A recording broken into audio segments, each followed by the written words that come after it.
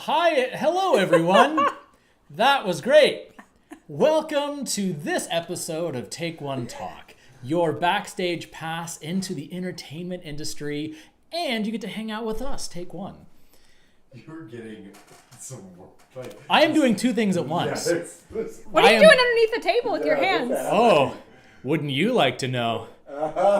No, there is a dog aggressively making me play with him. Like, he gave me his plushie, and he's just like, let's play tug of war! Yeah, into the And right into the electronics. So if I punch the table... Everything falls over. It's because I am playing tug of war with a dog. Okay, he's itching himself.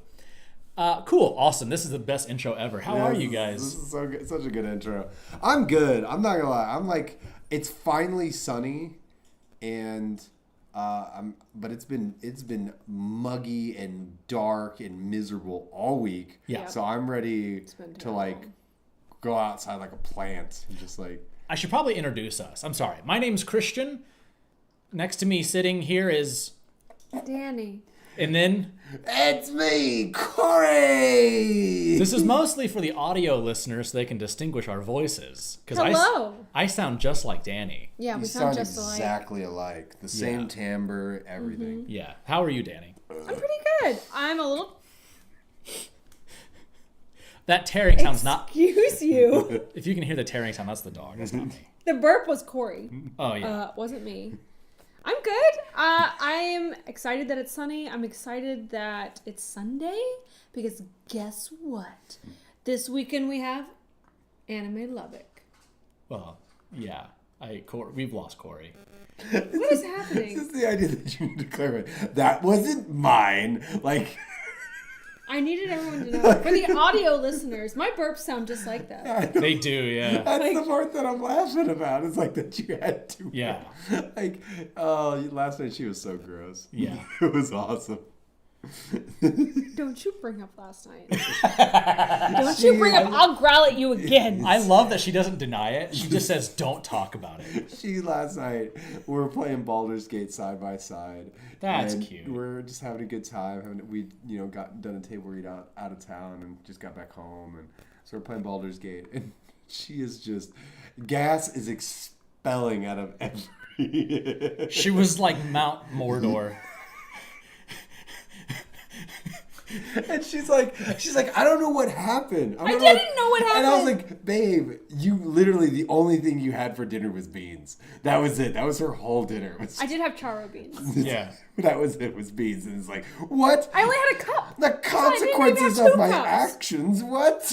A cup of beans is a lot of beans. What? Yeah. That's a lot of beans. You know what a serving size of beans is? It's not a cup. I'll tell you that for free. I charge Everything else beyond this, I'm charging. Oh, yeah. For free. That's why she didn't want to sit in the middle, because it just comes... Yeah, you guys are just... Well, if you sit in the middle, like, yeah, that's true. Toshi, attack. He's been, like, messing me up. But no, cool. I've been pretty good, too. Thanks for asking. What's really funny, we were talking last week about how, like our question was like, what is your least favorite thing about acting? Mm-hmm. And mine was like, oh, it's that big, long gaps between projects. You start to really doubt yourself. And then the day after, spoiler, there's a brag coming. I got 6 different projects on Monday. 6? That's a lot. Yeah, I got narrations, audiobooks, sessions in studio. It's amazing. Congrats, other man. things. That's cool. It was intense. That's a lot. Golf clap because I don't want them was. like... I don't know if I've ever booked 6 things at once. I don't know if I've booked 3 things at once. I will tell you they were all returning clients, but that was awesome. I had my hands on either side of his head, yeah, and he did this fucking flop thing, and that was just his ears hitting my hands. Sounded like a weed whacker. And I refused to move. Is he okay? I hope he's a few less brain cells. Why did you look at the shoes when I have your squeaky? He wants to be a part of this desperately. I know. He really does. Last week. I know, he really is desperate. I don't think I've ever booked 6 jobs. Yeah. Well, so I'm doing like book 8 of an audiobook series. Mm-hmm. Because I'm just wrapping up my other audiobook. And then the narration is a part of that that YouTube Yes, channel yes. I've been narrating for. I know what it is. I just cannot remember the name. Dark Cosmos. That's it. Yes. Yeah. And then what else did I get? I got some anime stuff, and there was another thing. Oh, I got a teaching gig in this summer. Oh, So cool. yeah, what are you gonna be teaching? Yeah. voiceover. For where? Where? Tell our listeners where they can learn where from they you. can learn. Well, it's actually they can't. This is going to be for Stomping Ground. I've been invited to teach at kids. Oh, they're letting around Unless you're children a again? child. Don't put that out there, Danny. Oh gosh, Danny trying to ruin lives yet again. Thank you. Out I'm here. not Aaron. We don't pick on me like that anymore. No, we've moved That on was to, for you, Aaron. We moved on to Aaron. We're trying to ruin Aaron's Yeah. Aaron's career. life? Okay. You know, The hazing period for me was 2 years. Yeah. Oh, okay. So you I have moved on. Wait. Oh, yeah, I see, I see. 3, 2, 1. One. Fantastic. You're thoroughly chewed. Now we can swallow. I never swallow. Like a piece of. I saw a clip of Kermit the Frog.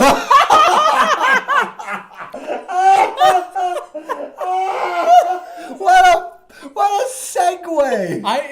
It kind of relates. So it was a segment. I hope not. It was a real interview. It had Jason. What is that guy's name? Momoa. Statham. No. The big guy Voorhees. he's a comedian. Wahlberg. Okay, cool. It doesn't matter. It was real actors. Jason Sudeikis.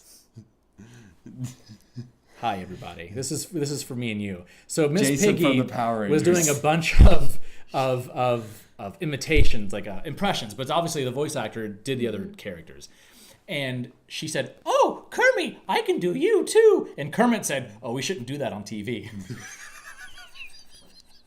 He's like, "Oh, you meant voices." I'm like, "Damn, Kermit, that's spicy, bro. This is a kids movie you're doing this interview for." Jay-Z's child, Jason. Yeah. I had one more in me. Okay. You feel good? Yeah, I do. I'm in a good mood today. That's good. We had a really good rehearsal I today. had That's a good really rehearsal. good. I saw the sun for the first time in like 2 weeks. Did It you was just go actually- outside like a lizard and just... Lay on top of the No, I was on on my car. Yeah, that would be sad. And then, no, I was just on the side of the brick wall. Actually, it was kind of nice because when I got here, it was actually still light outside. I've been showing up. It's been super pitch black dark.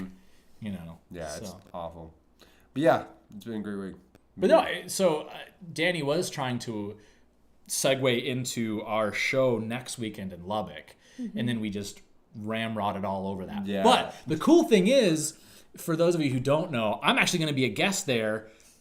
Besides just being with Take One, I'm getting my own booth. I'm getting my own table. I'm getting my own And banner. I'm going to start a turf war What? with Christian. What's that mean? I'm excited. He What? doesn't get to know. Oh, no. I get to know. You should go to Anime Lubbock, and you'll get to find out what a booth turf war is. Yeah, so everybody show up and support me, and it's gonna be cool. Actually, my I've had some new prints made. I Listen, got them printed off. You are supporting the wrong side. You support his side in this turf war. You support my side, and then we will take over his booth. America! I'm not, but I'm so excited. We will rain fire on his booth. I'm just a lovable little scamp. No Yeah. one will hurt Those me. are the perfect targets. They are weak, soft, and pliable. That part's true. I'm like a marshmallow. I'm white and squishy. Oh, I miss the turf wars I used to have with Matthew's David Rudd. Oh, he's dead now. He's dead dead. to us. Yeah. He's dead. I killed him in spirit. Yeah, and then sent him to hell or San Francisco. Yeah, it's the The same. If you guys didn't know, that was me and Danny speaking at the same time. It wasn't just me. I married the same person twice. Twice. Vice. I now have a wedding ring. It is for my new spouse. I came in just in time for another party. Yes, Robert. I realized as I was saying it that I talk a lot about farts. Oh You do. I- Why? Because I have a What lot of them. happened? I experience much gas. This is my life. it's like- Like I just talk about the human experience I have, which is dudes. Yeah. Every morning I know that you're awake, babe, because you fart. And that's It- how I know that you're conscious. Like, Yeah. I do. Yeah. I do that. Yeah. I trumpet of Gabriel myself awake. Like, I have arrived to consciousness.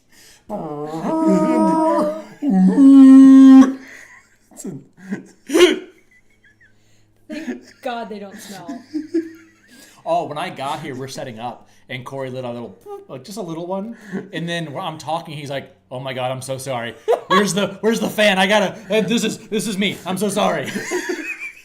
Did you let out a bad one? It was so bad that I forgot how my house works. And so I was like frantically looking around. Try to fan it? Where the fan is. Like, it reset my brain. It was really funny. You're like, You know, sometimes they rattle your brain and you can't remember. Like, I've seen Corey panic in like a professional setting, but never like as a personal, like, oh no, this is my friend. I don't want him to smell my insides. This was more rude than I usually am. No. see, with me, he doesn't do that anymore. He's just like, yeah, I let one off. Yeah. You're welcome. I'm the new wife. You're still Yeah. breaking me in. I know. Okay, so first of many segments today. Oh, sure, yeah. The first segment is the Danny thing of the week. I usually tell these to Christian. I've decided they're now your guys' property too. Property? No. The Danny moment of the week for this episode is last night at 3 a.m. Danny just flat out growled at me in her sleep and woke me up, and I was like, "Did you just growl at me?" And she goes, "No." Gets up to use the restroom. In the restroom goes, "Okay, maybe I did." I was asleep, so it took me a minute to wake up and realize that it was me So growling. instinctually, she lies. I was like, no, it wasn't you know me. what? I appreciate that. So if she's in a situation with the cops, she's gonna deny first. I will. Instinctually, I'm like, it wasn't you. No, I don't No. know. I didn't know. I never saw that man before in my life. You are married to him. Yeah. Never seen him. Never seen it. My wife will do that when she's falling asleep. We were watching Hawkeye, because I haven't watched it yet, and she's like laying in my lap, and then she'll move her hair or like move a pillow so I can't see her face, and then I can tell her breathing will change. I'm like, "You sleeping, baby?" "No." And then I just, "Okay, you're sleeping. Can I grab the controller for the PS5?" "No."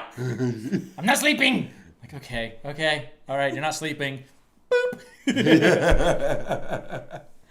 I love that. Not Just sleeping. immediate lies. Yeah, deny first, which is a good instinct. I'll never ask you to not do that. Yeah. Because if you are interrogated by the cops for something I've done, you'll deny first, and then Yeah. you'll be culpable and Yeah. not be a good witness. Yeah. So I growl at you. That's also a good responst to the cops, too. Oh, this one's on PCP. Where was Corey on the night of October 10th? We're not going to get any reliable information on this one. This one's rabid. It bit me. I don't remember what I was growling at in my dream, but I do remember I was growling at something. Was it rabbits again? No. No? I thought you were a rabbit. Yeah. That was last week's episode's Danny moment. There we go. Wow. I've recently gotten a dream journal, and I think this has affected my dreams. Like, She's not having more of them. Oh, this is They're what she vivid. wants. Send them out. I had a really weird dream that I literally cannot tell on this podcast because Oh, it wow. was very inappropriate. I got shot in my dream last night. Oh, I interesting. got shot in the back and then bled out, and that's when I woke up. Yeah, well, we all aspire to things. I was running away and I got shot up. It was great. I'm seeing now why you might think that I would get interrogated for your crimes. Yeah, I know. Yeah. So that goes into my This podcast my is going portion. to be used as so much Oh, I know. evidence. I know. This goes into my segment, which Wait. was dream journals. What's a journal that you think, like, not a regular journal? We already know what my not journal a dream journal, but like, what is a journal that you would have? We already know. Like, we've discussed it at length. Yeah. Your fart journal? Yeah. On May 25th, 1975, 1975. I let out a bassy one. It killed a child. Yeah, it would be narrated by Morgan Freeman. Wow, that's just an no, audio I can do that. I can do that. Yeah, no, that's it. It was a cold day on June 5th, 1776. I farted so hard that my firstborn has got cholera now. He probably won't make it through this very sweltering summer that is to come. He's a lost cause. I thought it again today. It was more liquid than usual, which means that there was any liquid at all. I like that we're going like that sounded like you were like World War I in the trenches. Look, man, I don't think I can. No, go more. Danny's gonna try Morgan Freeman. No, it's not Morgan Freeman. No. I'm gonna do mine. It was 1682. I was walking towards my husband's grave, and unfortunately I let out a shot. It littered the ground like the blood that had gotten him. 1476. A girl at this grave crop dusted me super hard. Bro, I can't tell you. Bro, it was like, wow. Bro. And then Sherlock turned to me. He said, I have solved the case, Watson. Just follow the trail of shit. It's elementary, my dear Watson. And by that, I mean, it's elementary when you learn to not poop yourself. The Fonts of Baskerville? Oh, the Baskerville. That's The good. Fonts of Baskerville. Is this what you wanted, Robert? Yeah. No, Robert's like, this is why I leave immediately. when I Yeah. listen Yeah, to Robert's you. probably not even here. We're just scaring off your mom. That's all we're doing. Oh, yeah. Now, look, dude, my mom... I told this story before where, like, I pooped all over the floor. And my mom, like, came around the corner, saw it, and, like, abandoned me. I swear this podcast, I swear, on my life, is not about our bowel movements. Like we as much Welcome as to Take One One Talk. Talk. Sorry. We're just disgusting. We're all disgusting. Like we've got this is what your 30s are. Yeah. It's just you getting too comfortable and you no longer care about the repercussions of your actions. That's why everyone's going insane. We've all collectively just given up. Oh, cool. I'm glad Robert's still around. No, Oh, he is? I was actually thinking at last week's rehearsal, because multiple of us in Take One, we have like injuries. One of us is pregnant. And so like we're always like, Yeah. hey, are you okay? Like, don't jump off the stage. Like, don't roll around. And I was like, is this what, like, Take One couldn't have been like this, like, even 5 years ago when we were in our 20s. It's like everybody's just bouncing off walls, using each other to hit each other. You know, like... Oh, he's coming in with another member. Yeah. He hit him with the hail. And then we hit 30 and we're all like, oh, my back and my knees. Oh, I've got a baby. No, I fart a lot. That fart filled my pants. I wear a lot of black in this stupid hat. I drive a Challenger now. Oh, I've got a spot. I need to go to the doctor. I'm watching a lot of World War II documentaries. It's like, what's that, Shane Gillis? I'm well on my way to being Republican. Yeah. I'm not one yet, but every day it grows. Every day. I've got late stage Republican. Fight it like a werewolf. Oh no! I've got like all these bags hooked to me. I'm in the hospital, and it's like beep, beep. Ma'am, I have to tell you that your husband is terminal Republican. The frogs. No! No! They're taking our jobs. Kill it with holy water! God! Yeah. I'll take care of him. It is our policy to unplug his machine. Yeah. He doesn't believe in anyone who can't care for themselves getting anything. Shapiro. Here, at the other end of this oxygen machine is a little funnel you can fart into. It's just Donald Trump's farts funneled into my body. Oh no, he's more powerful than ever.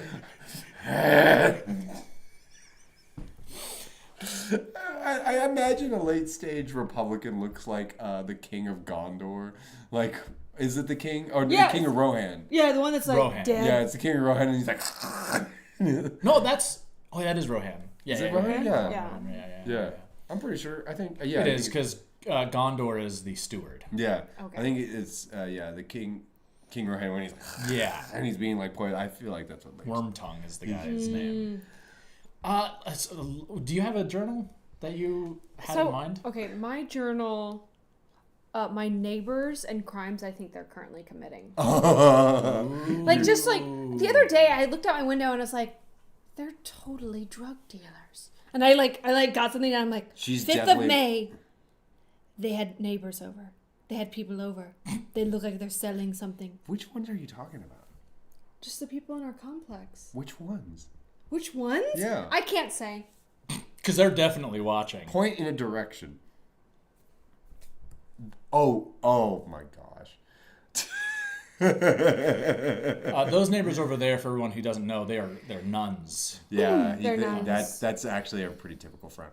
Okay, I'm down. I'm down for this. It's no, actually no, because if like me being into like World War II is like, oh, you're heading down the path of Karen. Oh, I was thinking that, like, I'm not a Karen yet, but every day I fight it. Yeah. Every day I wake up and go, should I open my blinds like this? Every day she'll wake up in the morning, her bangs are hanging over her face. Listen, I'm just one side swoop away. One side swoop away. Next thing you know, she's got a Take this back! she like puts a plastic cup down, picks it back up, and it's a Stanley cup. I thought about buying a Volkswagen. You guys are so stupid.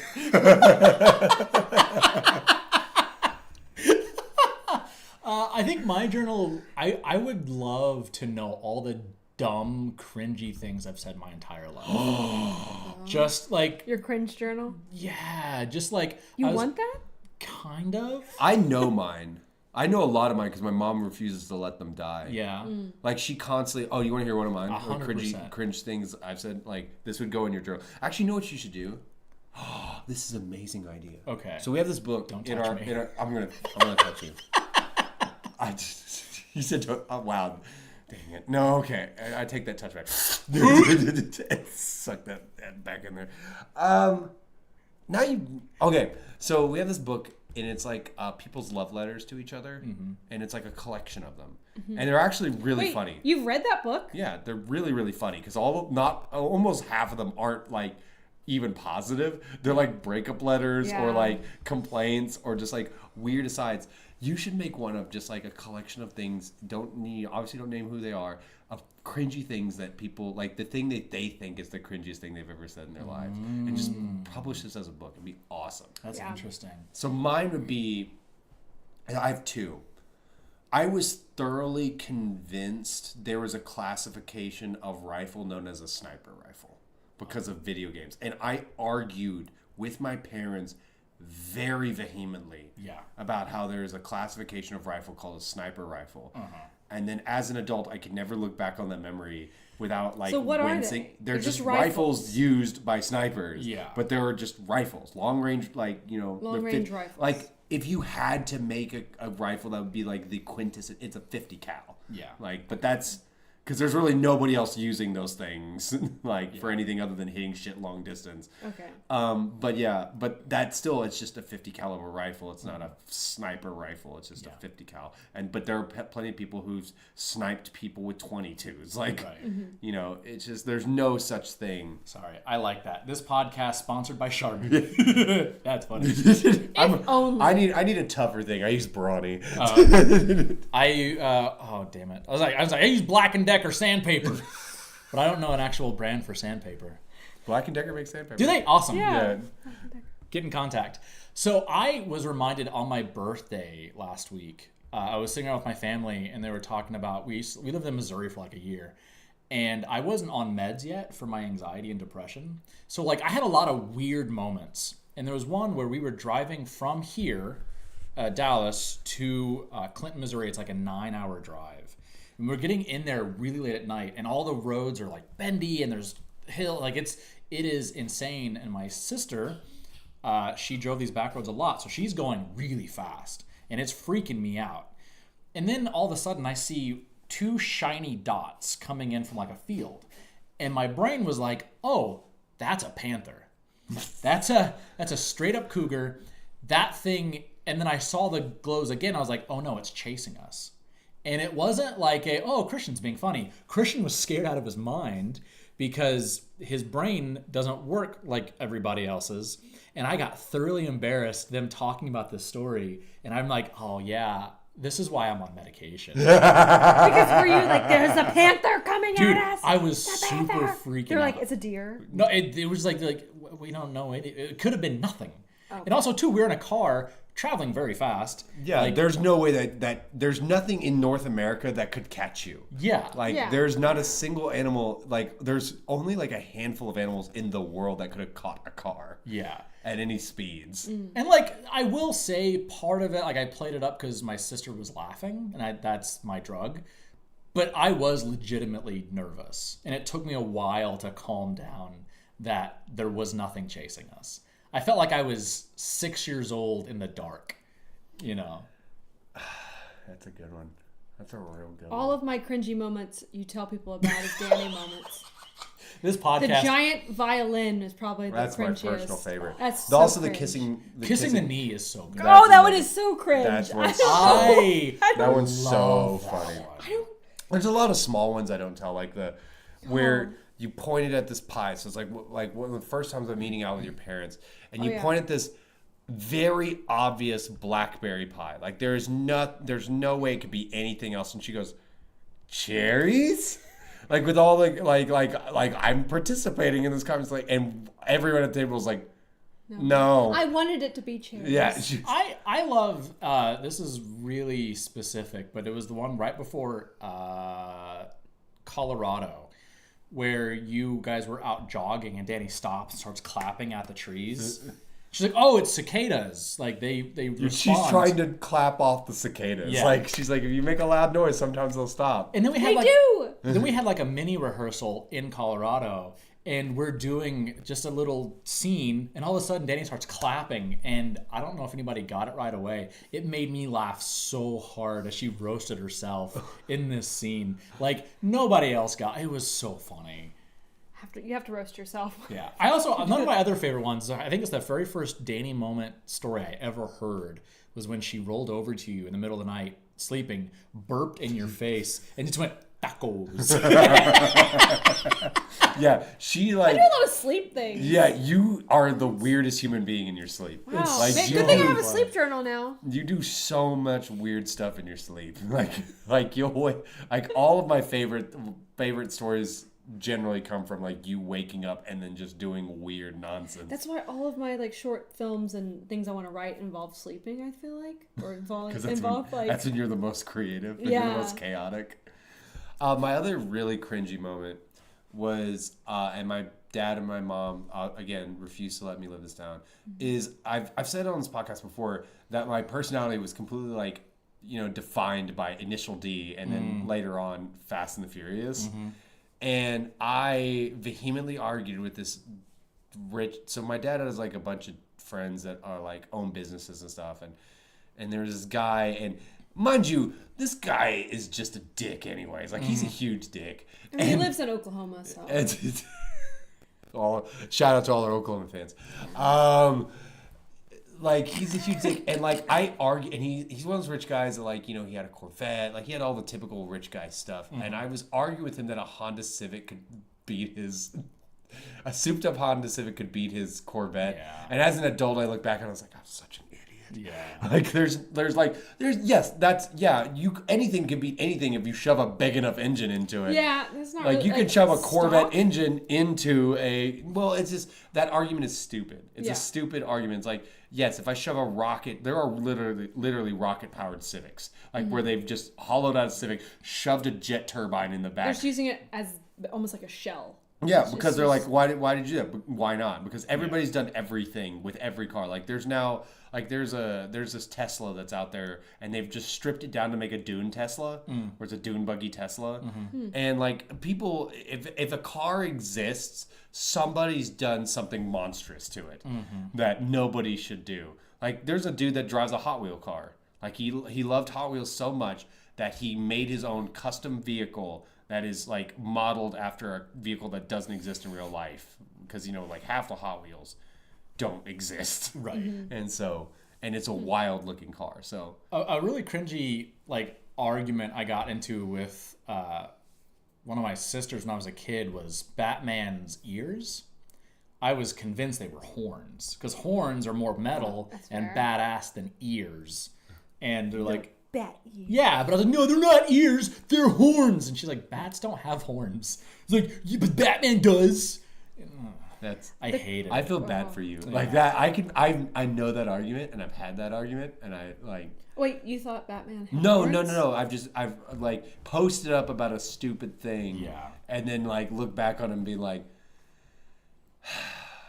Yeah. I think the cringiest thing I've ever done as a child, my parents never let me live this down. I think you're saying my parents never loved me. They never loved me. They still don't.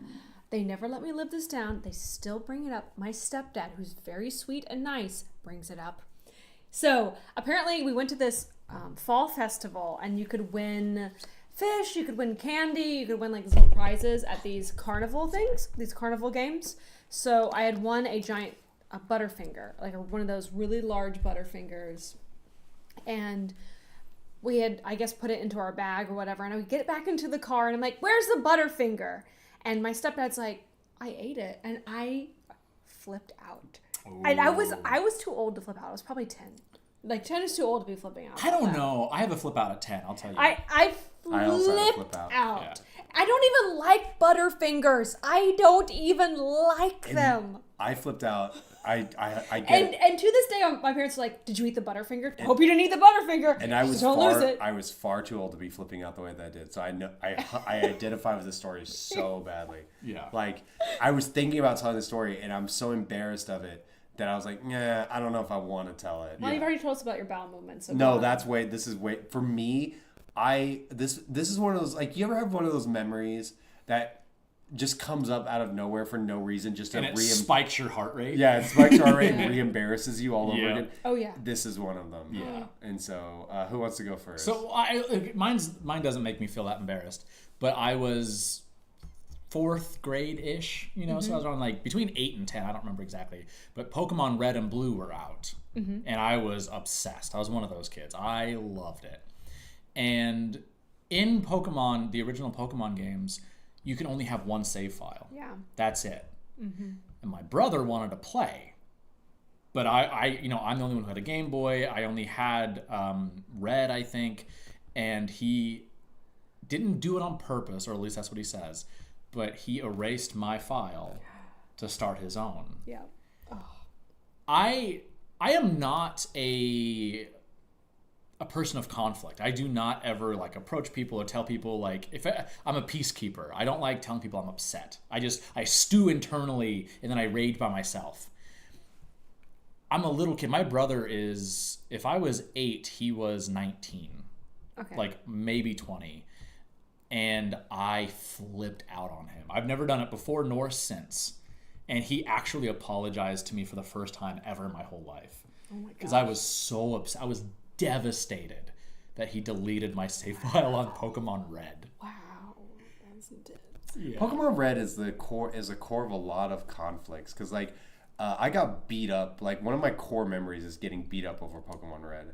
Blue superior. No, Blue for life. It was because this Pokemon kid. Red was the best. This kid also yellow. that I grew up with, let me play his Game Boy, and I was having such a good time. And then but he only let me play for like a few minutes. Yeah. And that's not enough in Pokemon. No. I was like so excited, and he took it away from me, and I was like, "Wait, I'm not done." Like, and I like wrenched it back, and then he just cold cocked me over it, and I was like, so, and that's like a really core memory for me. It was getting beat up over Pokemon Red for playing it too long. But it was only like a few minutes. I remember it like it was like not long enough to get anything done, and I was so excited. And then I got one for my birthday not long after that. But dang, what's your story? You the don't cringy moment. Oh, so let me preface. The only thing I'll preface is know that where this is born out of is that I come from a very hyper competitive family. Mm-hmm. Every member of my family takes everything we do, no matter how benign, as a competition with all of the others. Mm-hmm. Mm-hmm. And there are winners, and they're winners, and those bragging rights will go on forever. So like we're a hyper competitive family, and so we were on a vacation. All I can vaguely remember is that we were on vacation, and I might have been like 11, 12. Mm-hmm. And we stopped at this slot car place.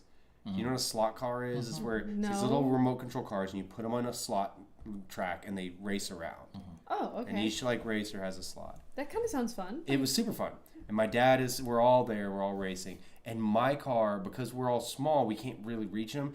And if you go to the thing about slot cars is like if you go too far, if you go too fast on curves, they'll fly off. So you have to go grab them and put it on the track, and it's time. And my dad was taking too long. Like, I felt like my car flies off the track because I'm trying to win, because we're all trying to win. Doug's winning because Doug and Brian were better at video games than me. So, of course, they're going to excel at this. And so, like, I'm losing. I'm getting frustrated. And my car flies off the track. And my dad's going to get it. And he's not getting fast enough in my mind. So I smacked him in the back of the head and told him to hurry. And then, like, the turn that he gave me, like, his wide eyes. I got beat so bad. Yeah. But Wow. I randomly think about that memory and it's like, Yeah. why am I like that? So one that actually makes me feel like a bad person. Like I often get like embarrassed about being a child. But I remember one So you were a child? dude, I hate it. I hate the fact that I existed before now. Like it is embarrassing. But like my sister, whenever we would have Christmas dinner, like she would come and cook everything. Like she'd clean the house and she'd cook and whatever. And so one year she was like, I don't want to come and clean your house and cook. Like if I'm going to cook, can I just do it at my house? Yeah. So she did. And I didn't know this then, but she also doesn't really like turkey. And so it's like, cool, if I'm cooking in my house, we're going to have ham. I don't like ham. I'm okay with it now, but I hated it as a child. I didn't like it as a child either. Yeah. I think it was the texture for me. The texture and taste, I just don't like anything about it. Like Yeah. it's still probably one of my least favorite meats. I don't like turkey or ham. Yeah. Like I like ham better now as an adult, but back then it was like that's all about the chicken. Yeah. Yeah. Yeah. We'll do pot roast now, which is good. I threw a little fit, like a little baby, because we were having ham and I didn't want it, and we were blah, blah, blah, and I hate it because she was doing her best to like do this for the family, and she didn't have to do it, and she was just like sick of. It is so embarrassing that I threw a fit to like one of the most wonderful human beings alive. And like I adore my sister so much, and I hate it. But you I you hate were it. a kid though. I know I At least was. you know. I know. But do you guys have any as adults? Yes. No, I'm perfect now. You do? I have one as an adult, yeah. I had to be like 20. Okay, so if my brother is 12 years younger than me. Oh, I know the story she's about to tell. I'm surprised you're admitting I was in my to this. 20s. Yeah. I was in my 20s. We had gone on a vacation to Lafayette, Louisiana. My mom spent some of her childhood in Lafayette, Louisiana. And so she loved Lafayette. She wanted to take me and my brother there. So we would go on a road trip from Dallas to Lafayette. We had gone on this road trip. We went to Avery Island, Lafayette. And I think we had like a couple other stops along the way. And we had spent, I think, 2 nights there. We were driving back. And it's a long drive. I remember it being, I don't know, at least 8 hours. Probably an 8-hour drive. And I had gotten so irritated at my younger brother. He's 12 years younger than me. He was, obviously, I was in my 20s then, and he was not an adult yet, but he was very annoying. I don't remember what he was doing. So we pull up at this gas station, and he's just like screaming in the back, not crying, just screaming, being annoying. And I turn around while we're parked at the gas station, and I grab him. He was doing something in the back, and I grab him, and we started like fighting like this. And then he like started punching me, and I dug my nails into him until he started bleeding. Didn't you punch him? I vaguely remember you telling me the I story. mean, he was punching me. We were going at it, she but punched it him. was more than the story she told me. She got it was more than digging my fingers into him that he really didn't like. And the people, so I remember my mom opens her, she's like, "Stop it, you two, you little heathens." Then we stop, and then the other people at the gas station, just like a wave of everyone looking at us descends, and I was like, Wow. and I just hid in the car after I That's clocked my rough. younger brother. That's rough. Yeah. My story is like when I was an adult that I'm embarrassed about or just sad because I was really depressed and there was a girl who I was convinced I was going to marry her and she broke my heart into a million pieces and I just kept trying. You stalked her. Not stalked her. I would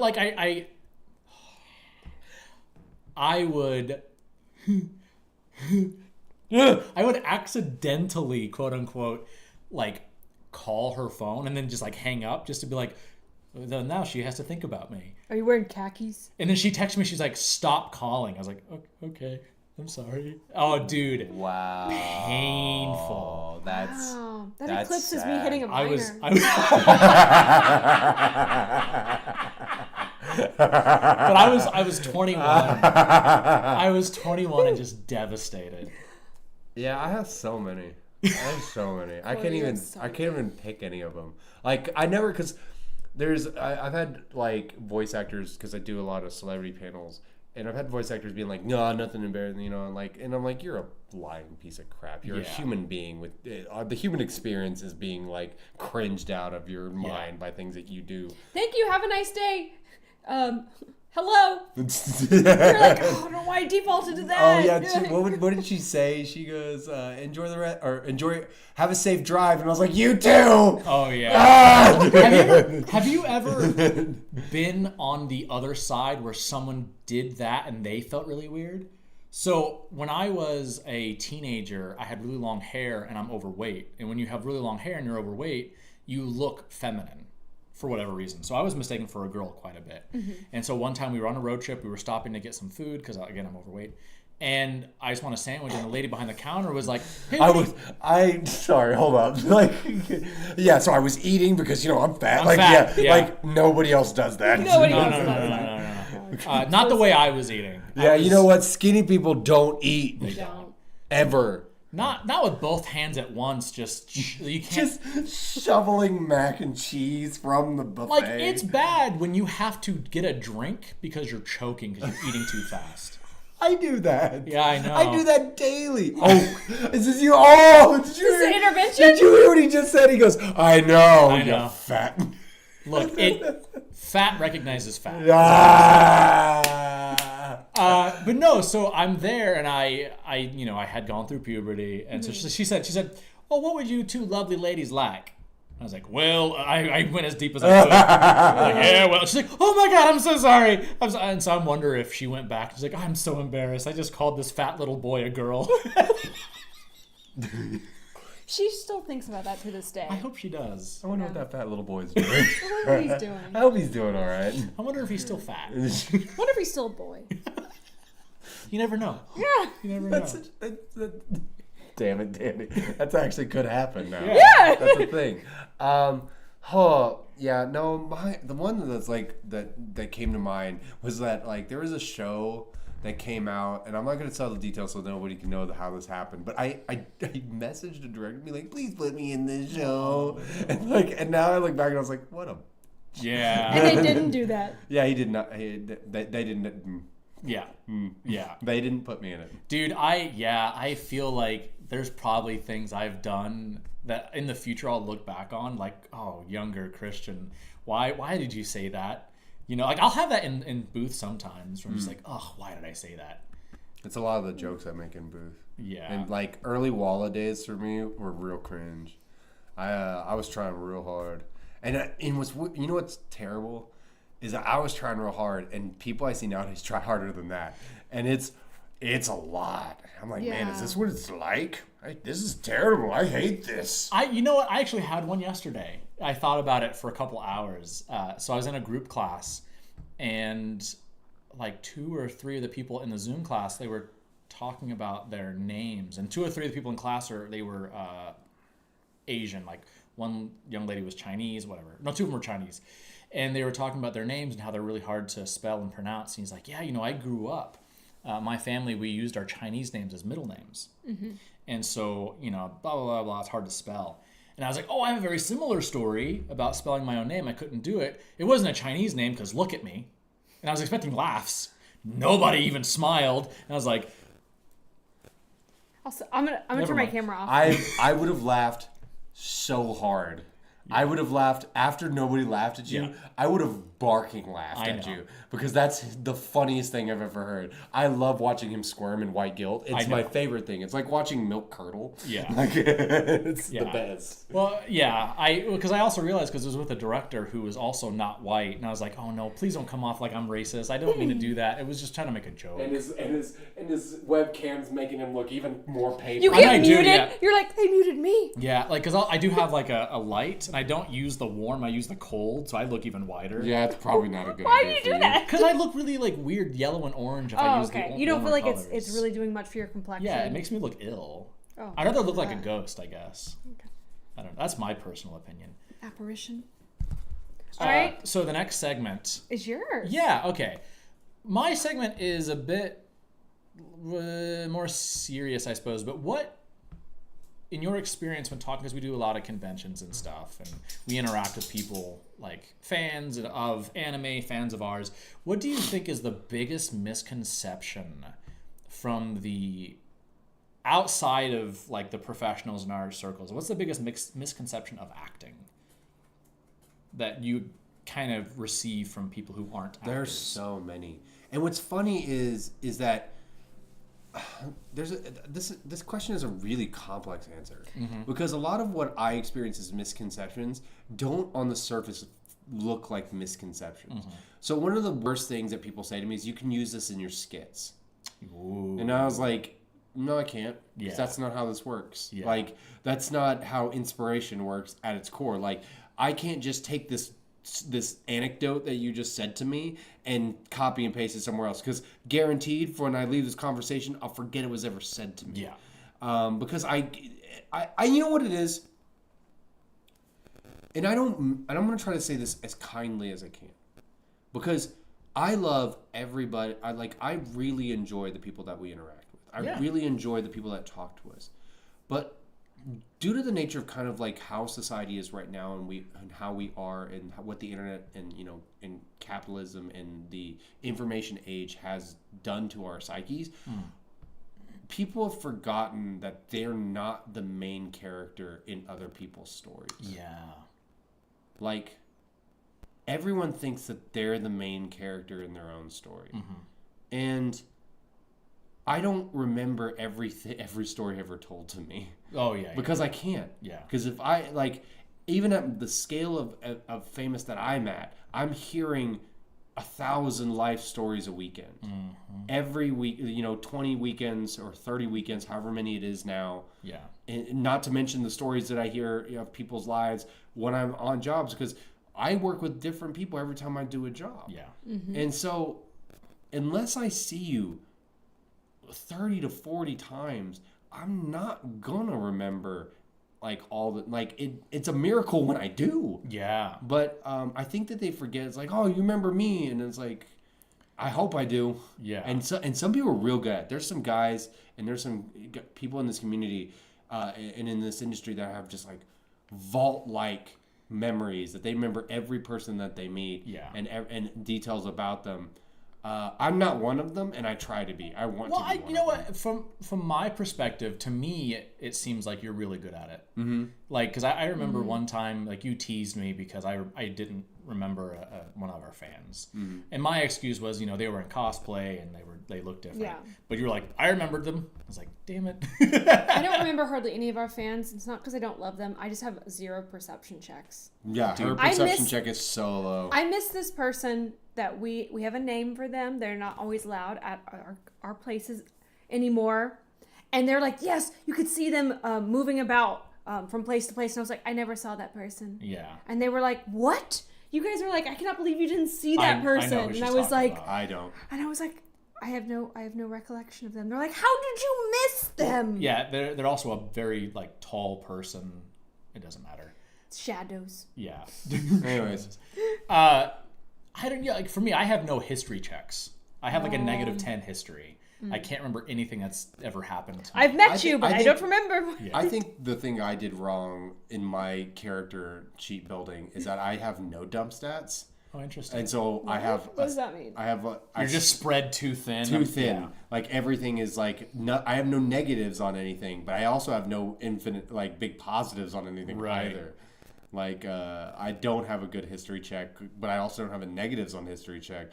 I don't. My perception's okay. Like it's. I don't know if I have a. I mean, I think your performance checks are really Yeah. astronomically high. Yeah, but I think think that so. came from a feat, most likely, like an expertise. And like, That's fair. We should do this. I don't know if that came from how I spec'd myself. Yeah. One time, I want us to create our own character sheets and then have other people create. Oh, character I want to sheets do for a us. campaign where I've always wanted to do a campaign where the constraint is that you are going to play yourself in the campaign, but the other people have to make your character sheet. Yeah, Of what that they would be think. cool. And for our group, the other caveat was that you'd be forbidden to play a bard. Yeah, because we'd all be bards. Because then we'd all be bards. Yeah, because we've sat around at conventions and planned out everybody else's class. Yeah, I think I would probably all The be reason bards. being is that people do not have a good perception of themselves. Yeah. Like you're always going to see the greatest liar that you know is yourself to yourself. And so I'm not even the main character in my own story. Also, I've never been nominated for best supporting cast and crew member. That's brutal. That actually is such an example of what Corey just said. Yeah, Oh my gosh. it's and so like we get told a lot, like that's like one of the most common things said to me throughout my career is like, you can use this in your sketches. And it's like, that's not how that works. And like how the creative process even works as a job. And like we talked about it like last week where I come, have you heard back from that audition? And it's like, no, I purged that instantaneously. Yeah. No, I want to go back just a tiny bit. We're talking about meeting people. I've only been doing cons for a couple of years, but there are people who I met and I never got their name, and now we're friends, and I feel like it's too late to ask them their names because either they told me and I've forgotten, and I see them once a year, and it's like, oh, Ask them no. for their Instagram handle. But not everybody uses their names on Instagram. Oh no! Like, especially because a lot of people are like cosplayers and they go by their cosplay name. So I found my favorite workaround for that. Okay. I found a workaround. I think I know what this workaround is. Oh, which one? Which one do you think it is? The one is, oh hey, here, meet my friend, and then tell your friend that they have to introduce themselves. Oh, introductions. Yeah, absolutely. Introduce them to somebody else and have them introduce themselves. Great workaround if you've forgotten the name or if you've never heard a name said out loud. Done that a lot. The other one I like is that I come up with nicknames for everyone. Yeah. Like, I won't call them by their real name. Like, honestly, Christina, it was a whole year before I knew her first name was Christina. And I called her Principal Chavez because I didn't know her first name. Yeah. So I just doubled down on calling her Principal. And every time I saw her, it was Principal, Princey. No, you know what? It's really funny is I did that when I was in high school and college because I was really bad at names and I would do that and I stopped doing it. There's a guy I know named Shaggy. I don't know if I actually know his real name. And then there's another guy I've just called Thor for years. I don't know what his real name is. That's interesting. And I'm the only one that calls him that. Yeah. But it's one of those things that like it's because he has long blonde hair, and I was like, this is how I identify you. Right. And so and I have a lot of those throughout the world where it's like I recognize that, and as long as they maintain that thing, now when they change it up, and it's like, well, I'm back to square one. So Danny, what in your observations do you think is the biggest conception about acting? Yeah. I think about acting as a whole and about anime voice acting. I have different ones, if that makes sense. So for the people that we meet at our conventions, they usually really love anime voice acting. Like they love voice acting, and particularly in anime. And I think one of the biggest misconceptions about that is that dubbing, anime acting in anime is prestigious. And it's not, and like in the if I'm zooming out, it's really not in the voiceover world that prestigious in the sense that it's a starting point. Usually, or that's it's where, like it's it's not even a starting well. point. So that's I think the biggest problem with the industry right now is that it is neither a starting point nor an end goal. It's just a thing. It's a weird limbo. It's almost like a dumping ground, like where people just sort of accidentally end up. Yeah. And there are people aiming to get into it, Yeah. and they suffer because they're aiming to get into it. Yeah. And then there are a bunch of people like, I see a lot of ex-film actors, ex-theater actors that end up in voice acting, or they're currently film acting, they're currently theater acting. And so it's neither. Yeah, and I think... Well, I had a really prestigious actor who was directing me once, and he was like, all right. Do you do anime? I said, yeah, I do. He's like, yeah, I could tell. anime is great for beginners. And I was like, man, don't make my perception of you change. Like, I really like you. Please don't talk down to me. I don't think we should ever talk down to anime actors. I am an anime actor. It's very difficult technically and acting wise. It's difficult. There's no reason to push down anyone's like acting, if that makes sense. Like there are styles of acting which I don't do Shakespeare. I know it's really hard though, and I respect the actors who do Shakespeare. That makes like I will not be doing it. At least right now, because this is not something I've studied and put the time and effort in. Right. But it's something that I can go, this is difficult and it's hard to do. And when I see it, it's beautiful. But and there's a lot of people though in the convention who go to conventions who think that anime voice acting is like the end goal. And it's just I think really what you're getting at is that a lot of the people in the fandom, in the fan community in anime, the fandom, think that anime is like Hollywood. it's not. And it's not. Like, I have a estimated like net worth of 700,000. I was gonna just say that because Yeah, like I have an estimated worth of 302,000. Dude, I would love to have that. Oh wait, no, mine went up. I'm now at 900,000. That's right. Wow, Yeah. I'm so super excited for our taxes this year. Yeah. Yeah. I can tell you, I don't make a sliver of that. I was gonna say, dude, my car. I was talking to some voice actors at the studio the other day, and they're like, "Oh, my car is this and that, and it's so old." I was like, "My car is 20 years old," and this guy was like, "Damn, that car is as old as I am," and I was like, "Shut up, you shut up." People think there's more money in it for the actors at least than there really is. I'm not saying there aren't people out there who aren't making their living doing it, but I will say the majority of people are not doing that. Well, It's not their only source of acting income. Yeah, because we get to talk to anime actors who've been doing it for decades, and they say like, the way we make our money is through conventions. Yes. Like we do the work, and the work is good, but when we need money, it's not doing the work; it's here. Yeah. That makes sense. It's also like, doing other things. Yeah, sorry. But yeah, it's doing other things, not just anime. I think that I didn't come from an anime background, as in I loved Pokemon, I loved Cardcaptor Sakura, there was a couple other anime things that I loved, but I didn't like go to conventions before joining Take One. And when I started going to conventions, I was like, oh wow, there must be so much money in anime because of how everyone's acting about it. And then I did a little bit more work, and I was like, oh, this is weird. I don't think there's like dissonance here. There's some pretty big dissonance. Night, Robert. Good night, Bye, Robert. Robert. So what is then with other forms of acting outside of anime acting? What are the misconceptions? That you don't have to be a good actor. Because and it's because there are some celebrities out there, nepo babies and just other people who are not very skilled at acting and who have become really, really big. But the majority of the big name celebrities out there are actually really good. They have actually Leonardo worked. DiCaprio's fantastic. Yeah, Leonardo DiCaprio. Keanu Reeves is really just a good guy to work with, but Yeah. um, But there's quite a few reality star kind of actors. We all kind of know who they are, who have done that. You know what? I'm gonna piggyback off yours. I think the extension of where I would go with that is that there are a lot of, like, not only is acting a job like any other where it requires training, skill, and ability, and is that it's also like there are other classifications of actors besides the top 0.0 to 0.05%. Like, the Hollywood elite is the 0.05. Right. And like, then the rest of the 99.5 that exist are working class actors. And they're Yeah. really good. Yeah, Like, I was doing a loop session, and the director was talking about, she's like, there's a married couple. All they do is looping.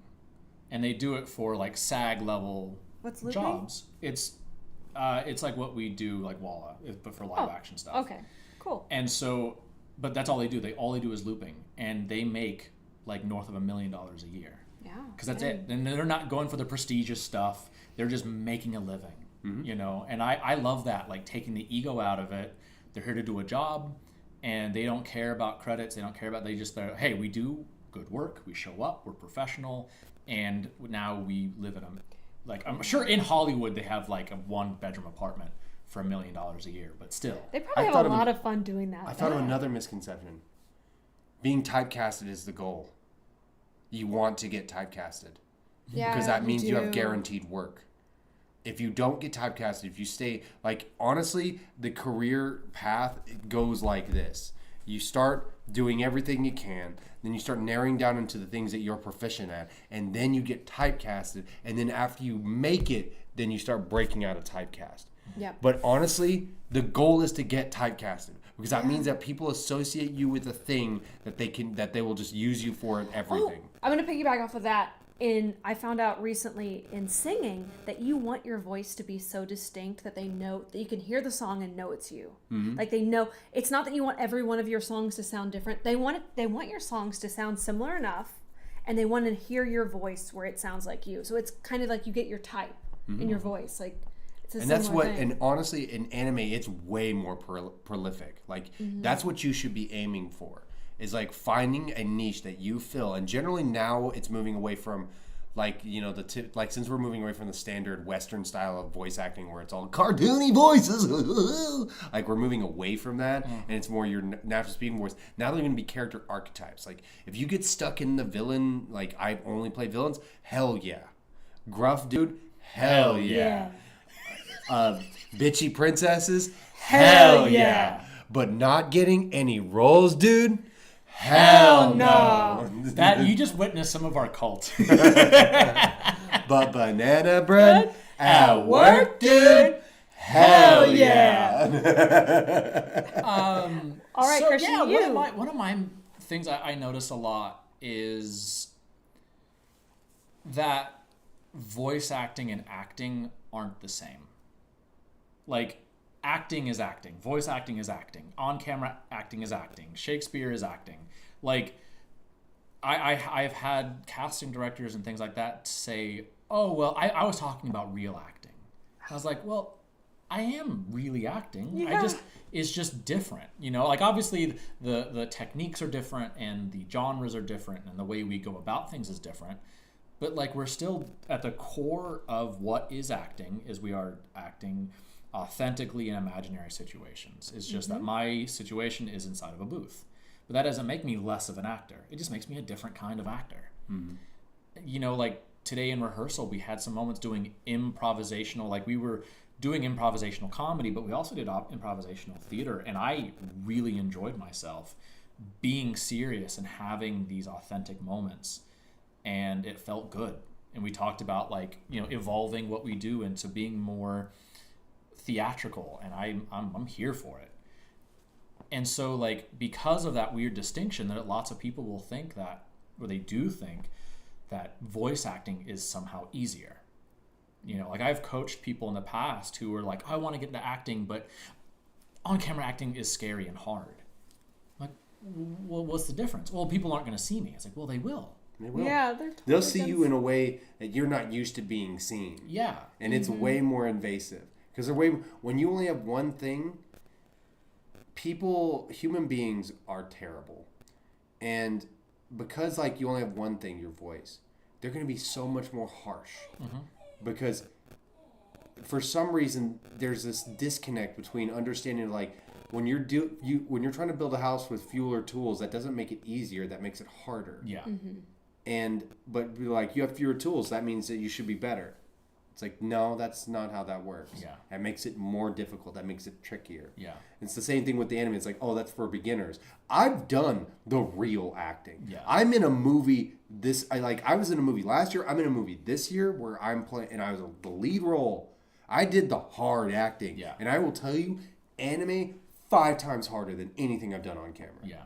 Why? Because it's like putting an arrow through the eye of a needle while the needle's moving. Yeah. But they don't understand that. And that's why I've had tirades at every con I've been at this last year, where I'm just like, you guys, and they're like, dubs over sub, or subs over dub, and it's like, you don't understand the back-breaking talent required to do dubbing in any capacity. Like, I'm a good actor, and I struggled with voice acting and dubbings particularly, because it's just acting in a straitjacket. And so, There's a lot of There's a lot of both acting ability and technical ability that goes into dubbing. Try being Melding creative those. whenever you have so many things telling you have to do it a specific way. Yeah. And try living honestly, because the thing is that me and whoever's watching this podcast, we have different ways of talking. We have different ways of carrying our bodies. We have different ways of doing everything. And there is no possible way that if we tried our best that we could ever be exactly alike, no matter what, because there's too many factors involved. And so trying to perform through somebody else's performance is the exact same thing. It's impossible. And then trying to create in that medium becomes even more impossible. But they do it every single day at Crunchyroll, and you guys go into the comments and bitch and moan. They've been better though. They have been better. You guys have been more positive. But I think it's directly because of me. Yeah. I just remember there was a con we went to, and Lauren Landa, who I'm a huge fan of, Lauren. She is like outside of my group here, like one of the first people. This is the cult of Landa. Well, it's just one of those one of the professionals I met on the road who I became friends with, and I love her. But there was a time we were booth neighbors, and someone had asked her the question, "How do I get into voice acting?" And she's being really sweet. She's answering the question. And then she goes, "Hey, Christian, this guy wants to get into voice acting. Tell him about improv." And I'm excited. I'm like, "Oh, cool! This guy cares." So I look at him, and I just see his eyes are glossed over. He's not getting the answer that he wanted. Oh. He doesn't care about doing improv. He doesn't want to do all that work. I'm like, well, just because people can't see you doesn't mean it's easier. Like, it doesn't mean that you can't just do a voice. I think that's another thing too, especially that's very specific to voice I can do Kermit the Frog. Yeah. So I can do it right. Impressions is not acting. Yeah. I actually, have you ever seen the KG Tang step evolution of acting? He has a list. No, I have not. Dude, it's really cool. Is it? Yeah, he broke it down into like different stages. He calls them gates because, he's Jujutsu Kaisen. He is Jujutsu Kaisen. He is. And the very first gate is doing impressions. Yeah. Playing with your voice. Yeah. Impressions are great for learning your instrument. It's karaoke. It's vocal karaoke. Right. It's vocal karaoke. And then obviously by the end, like he has, I think it's like 8 or 9 gates. I love it. It's such a cool list to look at. Yeah, he's such a big name in the voice acting world. Yeah. And he's done so much even before Jujutsu Kaisen, because our friend Matt Rudd, not dead to us. No, But he was telling me about him. And he was like, I was like, oh, that's so cool. He did like the lead in Jujutsu Kaisen. He's like, he's done so much before that. Yeah. Like he's been in so many things. You have to lead up to it. That's something I think is really funny is people are like, oh, where'd this person come from? Like Ryan Colt Levy, like, oh, he's a Chainsaw Man. It's like, no, he's been doing stuff. He's been working his ass off before getting. And he's also a musician, so I'm sure that really transfers over into dubbing because there's a lot of like hitting the beats. Yeah. And it's like reading music in that way. Yeah. Like, you need to be able to fit your voice into like the time that is allotted for it. Yeah. So a lot of singers and musicians do really well. Yeah. Well, the KG Tang gates, they're obviously a lot more expanded and eloquent. Like, I love the way that they're Is this like a pyramid scheme? No, well, but it reminds me of like the thing that we talk about, which is the conscious unconscious. Mm-hmm. It's very similar in scope. Like the evolution's kind of the same, but obviously it doesn't deal with improv specifically. But it is very much in that evolution of the actor, of the performer. Unconscious and common I took from business. Really? Yeah, that's not an improv thing. I thought that was from Greg. No, it's something that's existed. It's a business term? So it's a proficiency term. So it is the scale of proficiencies, where it's like if you want to master any skill, you start unconscious and competent, where you have no idea that you're not good at it, and then you have no idea how to do it. And then you become conscious and competent, where you know that you don't know how to do it. Yeah. You pick up a new thing, you're like, this is so fun. Then you start trying to learn about that new thing. You're like, wow, I'm not very good at that Yeah, thing. I'm terrible. And then you become conscious competent, which is that you can do it, but only if you're thinking about it. Yeah. And then unconscious incompetence, when it's like you no longer have to think about doing it. It's a proficiency of skill. It applies to all skills of any kind. Yeah. Acting, voice acting, improv, even impersonation, like singing, anything. It's like hammering a nail. No, that is like hammering a nail's hard. Yeah. I was using a electric drill. I'm a Maybe you real should- man. I like how you're doing this. I was doing that. It was really hard for my brother-in-law. It's like vroom vroom, and I'm just like it's not. I'm not very good at it. Yeah, I can put it. I used to be able to put a nail through in 2 hits. My dad can do it in 1. First strike. Was he Mr. Miyagi? No, it's just that's what years of proficiency will do. It's just. Yeah. Like that's just doing that for the 40 years that he's been doing it or whatever. He's got 4 kids. He's really good at hammering. Gross. He's really good at nailing. Yeah. Gross. That's better. I like how you sunk it. Yeah. Yeah. Yeah. You dead. Never mind. I'm gonna say what I sent you on your birthday. Oh, happy birthday to Christian. Hi everybody. Happy I'm parental 21. cream pie day. Oh, gross. I hate it so much.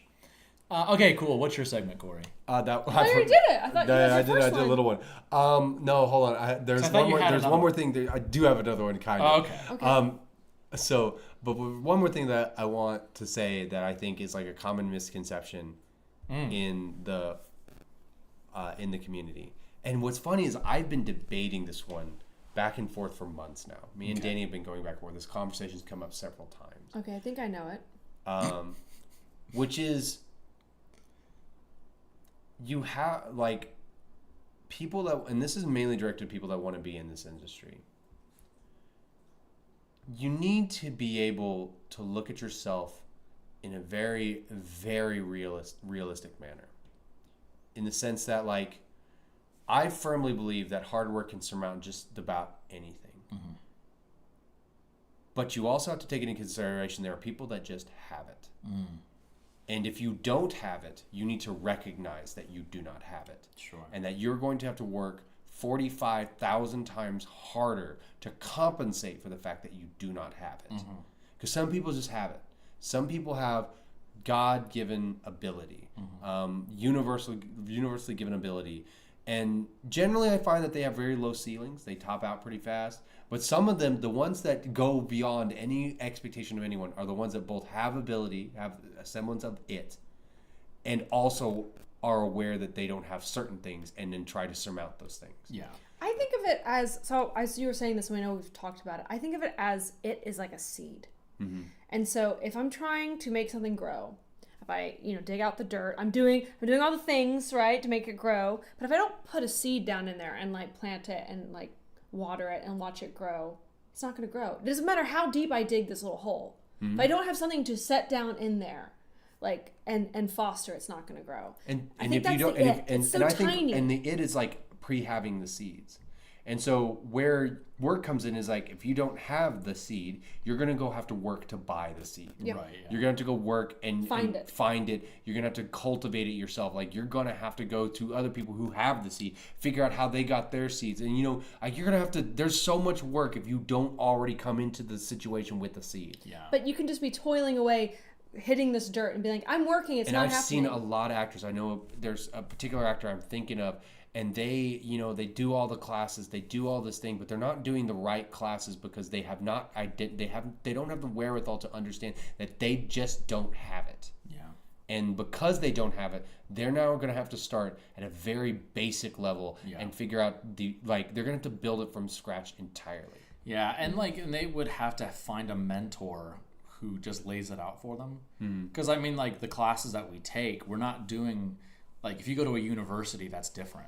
Like, those university professors will tell you like it is. They have no vested interest in what you do.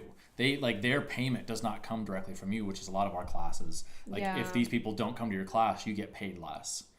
And so they'll just tell you what they want to hear. Honestly, when I was teaching, I'm not paid enough to devastate you. Yeah.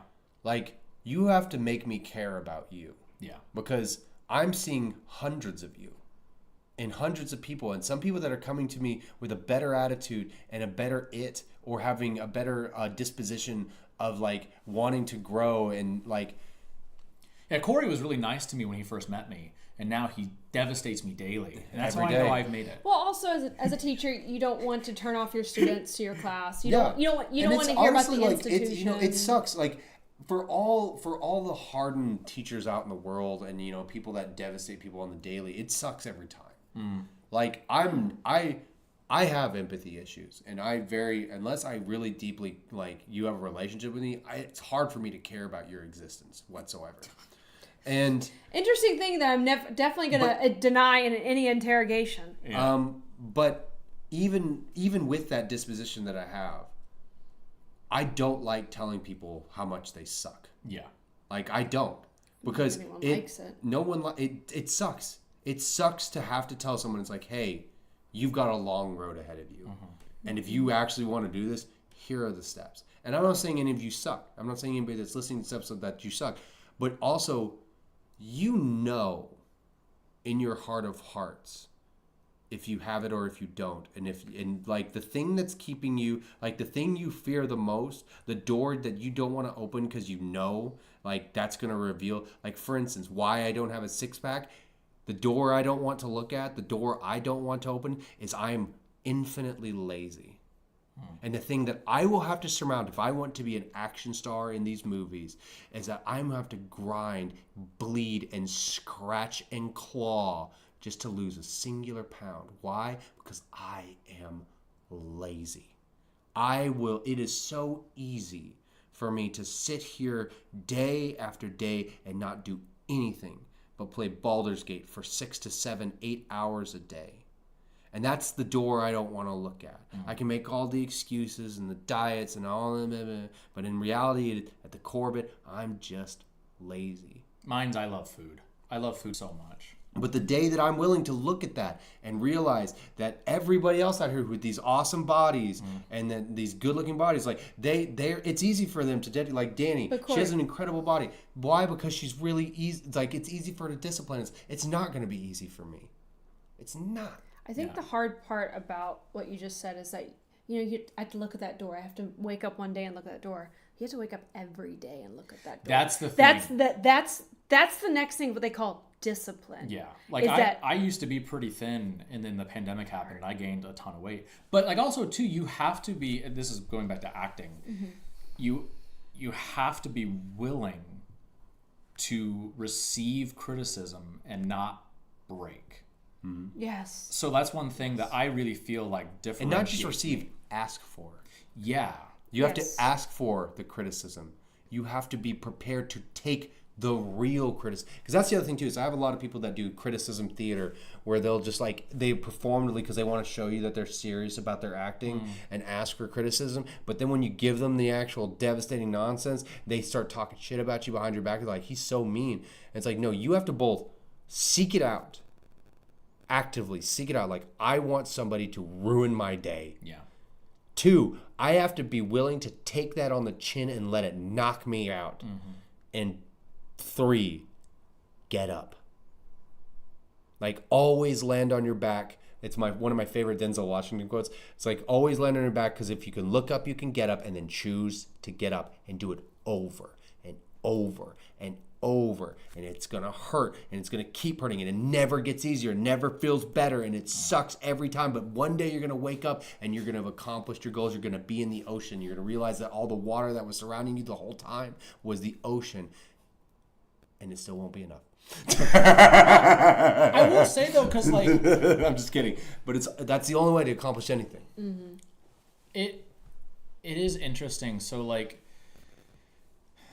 one of the things I love about Take One and just you guys in general is you guys want to improve yourselves and you want to improve those who are around you who are like invested in the same way that you are. Because obviously you can't invest in somebody who doesn't want to invest in themselves. Yeah, you can't. And I was talking about this with you guys earlier before we were recording, where when I'm with you guys, I feel like I'm with my peers, but I also don't feel like I'm as good as you guys. You've been doing it longer than me, and you're really talented. And then I'll go out into the world and do classes or workshops with other people, and I'm like, oh, I'm not bad. Like, I'm not bad, but it's not because like I am already so naturally talented. Like, I've worked my ass off to get where I am. And I started level 1 in improv learning from Danny, and was I good? I don't know. I thought I was okay. But then I started doing things outside of just the regular classes, and I was like, dude, like watching Take One perform the very first time was so eye-opening for me. I was like, damn, they're on a completely different level. it is watching, and we even talked about like watching other people do anime that we don't really get to see. You know, so like I was going in for my session, and the session before me ran over, and the person in the booth has been doing it forever. You know? Yeah, for like 20 years Yeah, probably. Or and I'm watching them, and they're chasing everything, and they're getting it like on the first try, and I was just like, that's incredible. They're so with chasing, basically that means like they're acting almost at the same time as the Japanese. So they're not watching the reference to like, oh, what, you know, what's the scene? They see it, and then they're like a tick behind, and they get the flaps, they get the emotion, they get the words. Everything was perfect. They screwed up maybe twice, and it wasn't even a screw up. It was just the director said, hey, let's try this instead. And it was humbling and incredible. Mm-hmm. And the quickest way for anyone to kill their career and kill any amount of being able to achieve their goals is to surround yourself with people who are worse than you. Yeah. Like, I actually had to, like in the last year, like it was like last year, 2 years ago, I looked at my friend group and I was like, oh, I need to start diversifying my friend group because I need more people that in my life that I want to aspire to. It's like, if you don't look at your friends, and I've seen a lot of, and we all know these friend groups, they're like, none of them look at the other and think, I want to be them. Yeah. And it's like, that's great, and those are really long, and there's nothing wrong with those friendships, and those are lifelong friends. You shouldn't end those friendships just because. No, and that's not what I'm saying. But they will not foster a fertile ground for progress. Right. You should always have friends. We have a couple friends that run a bunch of conventions, and part of why they're such precious friends to me is because they're crushing it. They are absolutely crushing. They're crushing it, and he physically is crushing it. He's business wise crushing it, and so like I will go to him for advice, for trust his opinion. His opinion on things, because I look at him and there's things that about my life that I want from that I would want to be like him and her. I think that's the better thing of you. What is it? You are the people you hang out with. But I think that can be misconstrued in like a negative connotation of like, oh, you have to have such successful friends because you want to be successful. But it's like, you want people to have the discipline that you want. Well, there are more facets than just being things. monetarily successful. Like there are friends that I have, like for instance, like Christian. I aspire to be as liked and as kind as he is. Like people love you automatically. Yeah, you're very kind. People don't love me automatically. I've gotten the note several times that I come off as arrogant. My gregarious nature comes off as arrogance. And people don't give you that. And they literally, people give you almost instantaneous like deep love and positivity. And so that's something that I want, that I aspire from you. Same with you. You're studious. I look up to you because it's like you study, you put in the work, you put in the hours to take what's ours. Yeah. Well, I mean, like, and I've told you guys this before, but the whole reason I chose the theater that I did to do improv was because you two were. This segment is us just jerking each other off. off. I can't say that, Corey. Oh, what? Can I not? I'm sorry. Well, we can't. But like my whole thing was like you two were doing exactly what I wanted to do. Yeah. And so obviously I want to learn from you two. That's why I chose Stomping Ground in the first place. And it feels really weird and stalkery to say that, but it's literally, that's the whole reason. You should go to a place so that you're like, oh, there's people there that are doing the things I want to be doing. That's what I would want to do. That's what I do when I pick classes. I don't pick classes with casting directors or with directors or people in the industry that I'm like, they're kind of doing what I want. I'm like, no, these people are like doing what I want to do, and I want to learn from them, and I want to meet the other people, any way that I can to try to get better at this craft or even better at just, you want to be around people who you want to be like. I don't want to hang out with people that I'm like, oh yes, they're super terrible people. I should hang out with them. Yeah, because I think the only reason you hang out with people who are not as good as you is it has to be like an ego thing. It's so because like it's comfortable. So there's a person that I know, and we had a conversation about this, and what it really came down to is like they don't challenge them. It's comfortable. It's like they don't challenge you. They don't hold you to any higher standards. Like they don't have they don't have your best interest in mind because they literally can't even function themselves. And this person, like their whole friend group before, like, and they've changed it over the years, but at the time it was like all their friends were, I was like, I don't look at one of your friends and think that you would, like, you look at have you ever looked at any of your friends and thought, I wish I was like them? And their answer was no. And I was like, that's a problem. Yeah. Like, that's a huge problem because they're not going to challenge you. They're not going to support you in any kind of meaningful way. Yeah.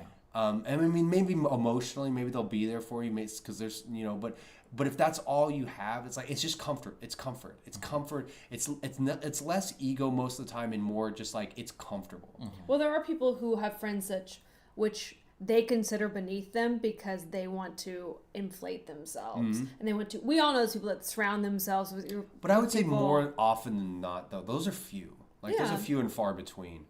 And Those are generally, your Danny Phillips. those are your Yeah. sociopaths like Danny Phillips. No, those are usually like people with sociopathic tendencies or like okay.